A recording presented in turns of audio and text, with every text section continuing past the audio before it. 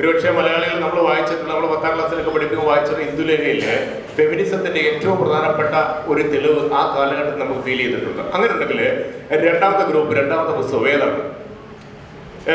വാ, എൻവയോൺമെന്റൽ ഹിസ്റ്ററിയായിട്ട് ബന്ധപ്പെട്ട അൺകോയിൻഡ് Woods എടുത്തതാരാ? The അൺകോയിൻഡ് books എന്ന രാമചന്ദ്ര ഗുഹയുടെ പുസ്തകം മുന്നോട്ട് വെക്കുന്നത് പരിസ്ഥിതിയെക്കുറിച്ചുള്ള ആശയങ്ങളാണ്.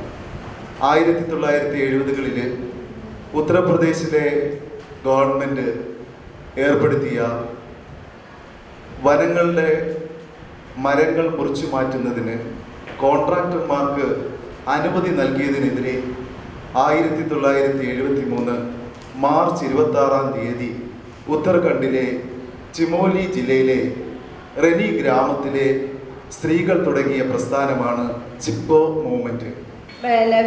സാമൂഹിക സാംസ്കാരികമായ വലിയ തലങ്ങളിലേക്കുള്ള പഠനമാണ് ഇതിലൂടെ കാഴ്ചവെച്ചിരിക്കുന്നത് ഓതേഴ്സ്.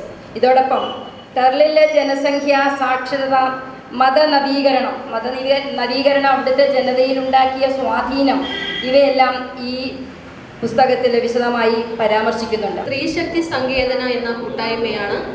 സ്ത്രീശക്തി സങ്കേതന ആന്ധ്രാപ്രദേശിലെ 6 സ്ത്രീകളടങ്ങുന്ന ഒരു കൂട്ടായ്മയാണ്. തെലങ്കാന സമരവുമായി ബന്ധപ്പെട്ട് സ്ത്രീകളുടെ ശ്രദ്ധിക്കപ്പെടാതെ പോയതും എന്നാൽ സുപ്രധാനവുമായ സംഭാവനകളിലേക്ക് ആഴ്ന്നിറങ്ങുന്ന ഒരു പുസ്തകം എന്ന നിലയിൽ ഇത് വളരെയധികം ശ്രദ്ധിക്കപ്പെടുന്നുണ്ട്. 1960 ഫ്രഞ്ച് ഭാഷയിലാണ് ഈ പുസ്തകം എഴുതിയിരിക്കുന്നത്. 1962 ഈ പുസ്തകം ഇംഗ്ലീഷിലേക്ക് വിവർത്തനം ചെയ്തിട്ടുള്ളത്. അപ്പോൾ ഇതിൽ പ്രധാനമായിട്ടും പ്രതിപാദിക്കുന്നത് 15ാം നൂറ്റാണ്ടിന് മുന്നേ ഉള്ള ആ ഒരു കുട്ടിക്കാലം, ബാല്യകാലത്തെക്കുറിച്ചാണ് പറയുന്നത്. അപ്പോൾ ആ ബാല്യകാലത്ത് ആ കുട്ടികൾ ഒരുപാട് വിവേചനം അനുഭവിച്ചു എന്ന് പറയുന്നു. അതുപോലെ തന്നെ ആധുനിക കാലഘട്ടം അണുകുടുംബം, നമ്മുടെ മോഡേൺ ആയിട്ടുള്ള അണുകുടുംബത്തിലുള്ള കുട്ടികൾക്ക് കിട്ടുന്ന പരിഗണന ആ കാലഘട്ടത്തിലെ കുട്ടികൾക്ക് കിട്ടിയിട്ടില്ല എന്നാണ്. അതോടൊപ്പം തന്നെ ഡിസ്ട്രിക്ട് ചിൽഡ്രൻ ആൻഡ് പോലീസ് പ്രോജക്റ്റിൻ്റെ മാസ്റ്റർ ട്രെയിനറാണ്. 2022 ഞങ്ങൾ ജില്ലയിൽ നിന്ന് കൊല്ലം ജില്ലയിൽ നിന്ന് 4 പേര്, അങ്ങനെ 14 ജില്ലയിൽ നിന്നും ഓരോ വ്യക്തികളെ, കുറച്ച് വ്യക്തികളെ നമ്മുടെ കേരള പോലീസ് അക്കാഡമിയിൽ കൊണ്ടുപോയി ട്രെയിനിങ് നൽകും. ഈ കുട്ടികളുടെ അവകാശങ്ങളും കുട്ടികളുടെ പോക്സോ ആക്ട്, JJ ആക്ട് തുടങ്ങിയുള്ളവയ്ക്ക് വേണ്ടി പ്രവർത്തിക്കാൻ വേണ്ടി, അതിനുവേണ്ടി കുട്ടികളും പോലീസും തമ്മിലുള്ള ഒരു ഇൻട്രാക്ഷൻ കൂടുതൽ സജീവമാക്കാൻ വേണ്ടിയിട്ട് ഞങ്ങൾക്കൊരു ട്രെയിനിങ് നൽകും. അതിൻ്റെ ഭാഗമായിട്ട് ബന്ധപ്പെട്ട് പോയപ്പോഴും എനിക്ക് കിട്ടിയ അറിവുകളാണ്, അത് പ്രൊമോട്ട് ചെയ്തുകൊണ്ടാണ് ഞാൻ നിങ്ങളുടെ മുന്നിൽ നിൽക്കാൻ പ്രാപ്തമായത്. അതുകൊണ്ടാണ് ഇവിടെ നിൽക്കുന്ന പ്രധാനപ്പെട്ട കാരണം. അപ്പം നിരവധി ക്ലാസ്സുകളിൽ എനിക്ക് പങ്കെടുക്കാൻ പറ്റുമെങ്കിൽ തന്നെ ഞാൻ ഒരിക്കലും ഇന്ന് വന്നത് നിങ്ങളെ പഠിപ്പിക്കാനുള്ള ആളായിട്ടല്ല. എനിക്ക് 100% ഉറപ്പാണ് എൻ്റെ മുന്നിൽ ഇരിക്കാൻ നിങ്ങൾ ഓരോരുത്തരും എന്നേക്കാളും അറിവുള്ളവരാണ്. അക്കാഡമിക്കലാണെങ്കിലും അനുഭവങ്ങൾ കൊണ്ടാണെങ്കിലും എന്നേക്കാളും 100 മടങ്ങ് മേളിൽ നിൽക്കുന്നവരാണെന്ന് എനിക്ക് 100% ഉറപ്പുണ്ട്. കാരണം നിങ്ങളുടെ ഫേസിലുണ്ട്, നിങ്ങളുടെ ആ ജീവിതത്തിലുണ്ട്.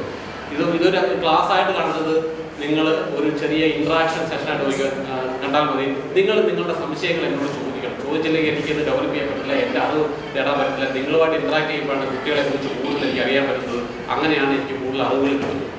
അതുകൊണ്ട് ഒരിക്കലും ഒരു പ്രിസംഷൻ നിങ്ങൾക്കുണ്ടാകരുത്, ഞാൻ ഒരു പോലീസുകാരനാണ്, പോലീസുകാരെ പഠിപ്പിക്കാൻ, അങ്ങനെയുള്ള ഒരു പ്രിസംഷൻ ഉണ്ടാകരുത്. നിങ്ങളുമായിട്ടൊരു ഇൻട്രാക്ഷനാണ് ഞാൻ ഉദ്ദേശിക്കുന്നത്. നിങ്ങളുടെ അറിവുകൾ എനിക്ക് കിട്ടണം. അതിനുവേണ്ടിയാണ് ഞാൻ ഇവിടെ വന്നിരിക്കുന്നത്. ഓരോ സ്ഥലങ്ങളിൽ പോകുന്നത് അതിനാണ്. അന്ന് ഞാൻ നേരത്തെ പറഞ്ഞു 2022 ഞാൻ കേരള പോലീസ് അക്കാഡമി തൃശ്ശൂരിൽ വെച്ചൊരു ക്ലാസ് ഉണ്ടായിരുന്നു. അന്ന് എനിക്ക് ക്ലാസ് എടുത്തത് നമ്മുടെ ഇപ്പോഴത്തെ റേഞ്ച് DIG ആയിട്ടുള്ള നിശാന്തിനി മേഡം, അതുപോലെ തന്നെ വിജയൻ സാറ്, IG ആയിട്ടുള്ള വിജയൻ സാറ്, റിട്ടയർഡ് ജേക്കബ് പൊന്നു സാറ് എന്നിവരൊക്കെയാണ് ഞാൻ ക്ലാസ് എടുത്തത്. കുറച്ച് സെലക്റ്റഡ് മെമ്പേഴ്സാണ്, കുറച്ച് 60-70 പേരുള്ളായിരുന്നു അവിടെ. അപ്പോൾ ഒരു 3 ദിവസത്തെ താമസിച്ച് ക്ലാസ് 3 ദിവസം അവിടെ സ്റ്റേ ആയിരുന്നു. അങ്ങനെ ഞാൻ ക്ലാസ് തന്നത്. അന്ന് നിശാന്തിനി മേഡം ഞങ്ങളുടെ ക്ലാസ്സിൽ പറഞ്ഞ ഒരു പോയിന്റാണ് എന്നെ കുട്ടികളുടെ അവകാശ സംരക്ഷണത്തിൻ്റെ കാര്യത്തിൽ കുട്ടികളോടുള്ള ഒരുപാട് ഇഷ്ടങ്ങളും കരുതലുകളും എല്ലാം നാം പോലീസ് ഉദ്യോഗസ്ഥരും അധ്യാപകരും എല്ലാവരും നമുക്ക് സമൂഹത്തോട് കാണിക്കണം എന്നുള്ള ഒരു ബോധ്യം എനിക്ക് ഉണ്ടായിട്ടുള്ളത് ആ മേഡത്തിൻ്റെ വാക്കുകളാണ്. മേഡം ഒരിക്കൽ ഈ കുട്ടികളുടെ അവകാശ സംരക്ഷണവുമായിട്ട് ബന്ധപ്പെട്ട് മേഡം ലണ്ടനിലെ ഒരു ക്ലാസ് അറ്റൻഡ് ചെയ്യാൻ പോയിരുന്നു. അന്ന് ലണ്ടനിലെ ഹീത്രൂ വിമാനത്താവളം, നമ്മളെല്ലാവർക്കും അറിയാൻ പറ്റും ഹീത്രൂ വിമാനത്താവളം ലോകത്തിലെ ഏറ്റവും കൂടുതൽ തിരക്കുള്ള ഒരു വിമാനത്താവളമാണ്. അവിടെ ഇരിക്കുമ്പോൾ ഇപ്പം ഒരു ലേഡി, മദാമയായ ഒരു ലേഡി വന്നിട്ട്, ഒരു ഫോറിനേഴ്സായ ലേഡി, മദാമയെന്ന് പറയണ്ട, സോറി, ക്ഷമിക്കണം. അപ്പോൾ അങ്ങനെ ഒരു ഫോറിനറായിട്ടുള്ള ലേഡി ഒരു കൊച്ചിനെ എടുത്തുകൊണ്ട് വരുന്നു. കൊച്ചിനെ എടുത്തുകൊണ്ട് വരുമ്പോൾ ഈ ലേഡിയുടെ കയ്യിരിക്കുന്ന കൊച്ചിൻ്റെ മൂക്കിൽ നിന്ന് എന്താണ് മൂക്കൊലിച്ച് വരുന്നുണ്ട്. കൊച്ചിനെ ഹാൻഡ് ചെയ്ത് അപ്പുറത്തിരിക്കുക. അപ്പം അവിടെ ഇരിക്കുമ്പോൾ തൊട്ടപ്പുറത്തിരുന്ന ഒരു ഫോറിനറായിട്ടുള്ള ലേഡി ആ കുഞ്ഞിൻ്റെ മൂക്കിലെ ആ മൂക്കൊലിച്ച് വരുന്നതിന് തൻ്റെ കയ്യിലിരിക്കുന്ന ടിഷ്യൂ എടുത്തിട്ട് ആ കുഞ്ഞിൻ്റെ മുഖം മൂക്ക് വൃത്തിയാക്കി ആ ടിഷ്യൂ ആ വേസ്റ്റ് ബോക്സിലിടുന്നു. നമ്മുടെ നാട്ടിലാരെങ്കിലും അങ്ങനെ ചെയ്യും? നമ്മുടെ പേഴ്സണൽ അസറ്റാണ് നമ്മുടെ മക്കളെ നമ്മൾ ഏറ്റവും കൂടുതൽ സ്നേഹിക്കുന്നത്, അല്ലയോ? നമ്മൾ അവരെ വളരെ പേഴ്സണൽ അസറ്റായിട്ടാണ് കാണുന്നത്. പക്ഷെ അവർ കാണുന്നത് എങ്ങനെയാണ്? ഫോറിനേഴ്സ് കാണുന്നത് എങ്ങനെയാണ്? നാഷണൽ അസറ്റായിട്ടാണ്, രാജ്യത്തിന്റെ സ്വത്തുക്കളായിട്ടാണ് അവർ കാണുന്നത്. അവരാണ് നാളെ സമൂഹത്തെ നയിക്കേണ്ടെന്നുള്ള ബോധ്യം അവർക്കുണ്ട്. അതിൽ നിന്നാണ് അവരങ്ങനെ പെരുമാറുന്നത്. നമുക്കെല്ലാം ഫോറിനറായിട്ടുള്ള പോലീസിന്റെ ഫോറിൻ പോലീസിന്റെ പോലെ ആവണം, അല്ലേ? അങ്ങനല്ലേ നമ്മുടെ എല്ലാ ആഗ്രഹം. നമ്മുടെ എല്ലാവരുടെ മനോഭാവം അങ്ങനെ മാറിയിട്ടുണ്ടോ? യഥാർത്ഥത്തിൽ ഒരിക്കലും മാറിയിട്ടില്ല. നമ്മളെല്ലാവരും വിദേശ രാജ്യങ്ങളിലെ നോക്കി എന്ത് ചെയ്യും? അതുപോലെ ആവണം പോലീസ് എന്ന് പറയും. എന്നാൽ ആത്മാർത്ഥമായിട്ട് നിങ്ങൾ ആരും പറഞ്ഞ് നിങ്ങൾ ആരെങ്കിലും കൃത്യമായിട്ട് ഹെൽമെറ്റ് വെച്ച് വണ്ടി ഓടിക്കുന്നവരാണോ? ആത്മാർത്ഥമായിട്ട് നെഞ്ചത്ത് കൈ വെച്ച് പറയണം. ഇല്ല, എനിക്ക് ഉറപ്പാ, 100% ഞാൻ തരാം. പോലീസിനെ കാണുമ്പോൾ അല്ലാതെ നിങ്ങൾ ആരെയും ഹെൽമെറ്റ് വെക്കത്തില്ല.